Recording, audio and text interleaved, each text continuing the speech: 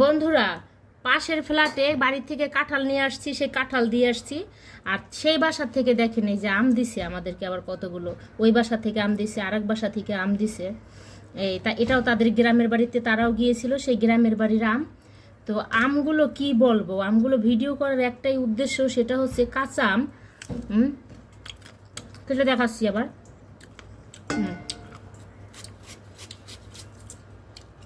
এই যে কাঁচা আম, কিন্তু একটুও টক নাই।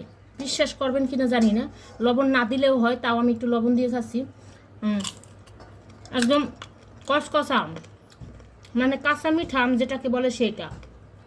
ভাবি তাদের গ্রামের বাড়ির থেকে গাছে থেকে নিয়ে আসছে, এত মজা এই কাঁচা আমগুলো, বলবো কি গার, মানে ভাষায় বোঝানো যাচ্ছে না। খাওয়াতে পারলে বুঝাতে পারতাম যে কাঁচা মিঠা আম কাকে বলে। এগুলো একদম গাছের থেকে কাঁচা আম নিয়ে আসছে, একটু বাসায় বসে হলুদ হলুদ হয়েছে, তো অনেক মিষ্টি, একটু টক না। মা